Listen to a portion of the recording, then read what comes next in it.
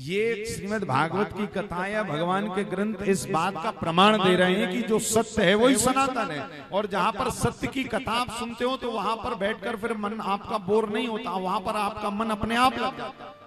इसी कारण दुनिया भर की जितनी यहाँ वहां की बातें सुन रहे हो सब में मन लगाना पड़ता है, किंतु ठाकुर जी की कथा की ऐसी विशेषता है कि यहाँ बैठते ही ठाकुर जी की कथा में मन लग जाता है। मन क्यों लग जाता है? क्योंकि ये सत्य है, यही सनातन है। जो सत्य है वो सनातन। कई लोग कहते हैं महाराज हम सनातन को नहीं मानते, उनके कह देने से थोड़ी कुछ होता है। सनातन तो अनादि कालों से, जब से पृथ्वी है तब से सनातन है। सनातन कहें तो सत्य है, और भगवान की कथा ही सनातन है।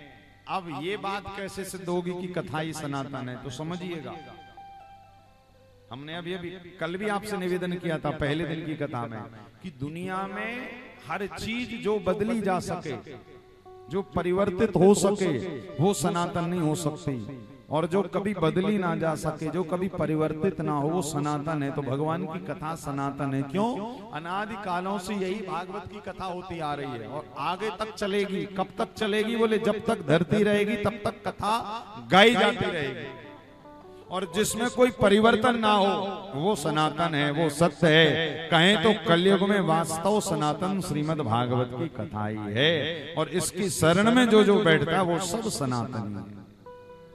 तो हम सब सनातनी कब बनेंगे?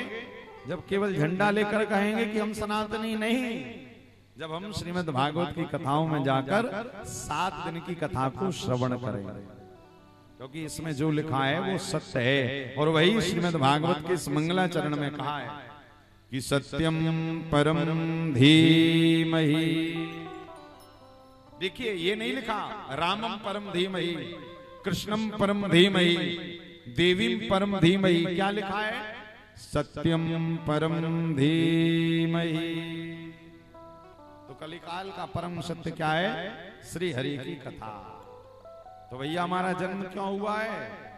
केवल रुपया कमाने नहीं, केवल परिवार बढ़ाने के लिए नहीं, केवल भोजन करने के लिए नहीं। जीव का जन्म यदि हुआ है तो श्री ठाकुर जी की कथा को श्रवण करने के लिए हुआ है।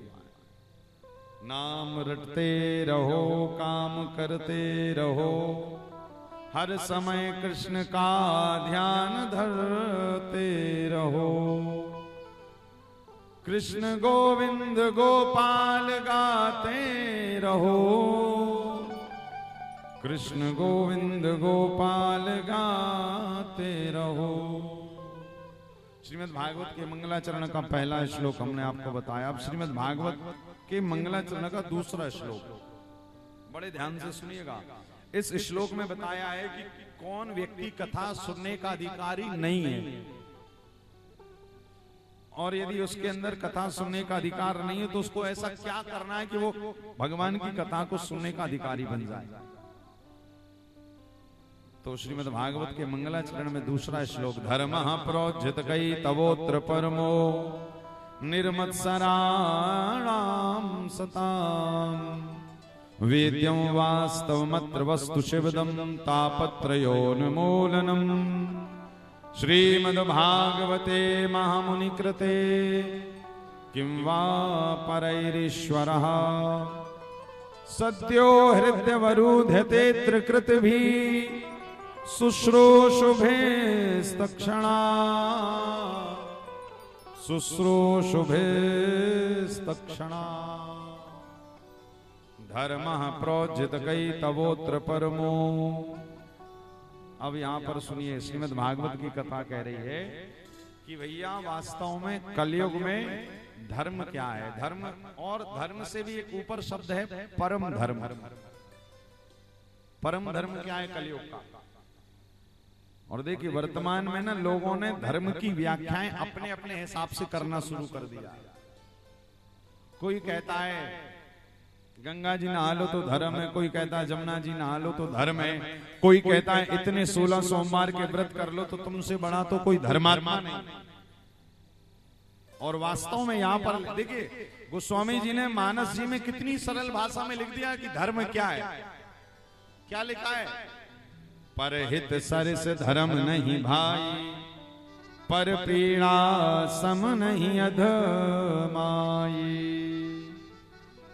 शास्त्रों ने भी लिखा है, वेद व्यास जी भी कह रहे हैं कि अष्टादश पुराणेषु वचना द्वयम् परोपकार पुण्याय पापाय परपीडनम।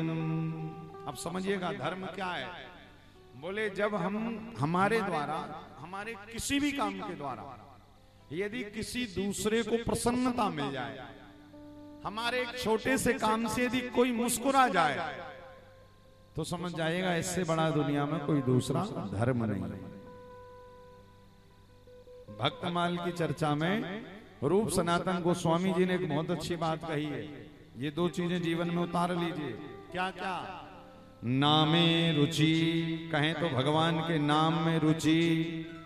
नामे रुचि जीवो दया, सुनो सनातन दूजो धर्म नाही। भगवान के नाम में रुचि हो जाए और किसी रोते हुए को हम हंसाने का प्रयास करें। क्योंकि आजकल देखिए भैया, टांग खींचने वाले बहुत हैं, पता आपको, रुलाने वाले बहुत हैं, मुस्कुराने वाले तो बहुत कम ही मिलते हैं।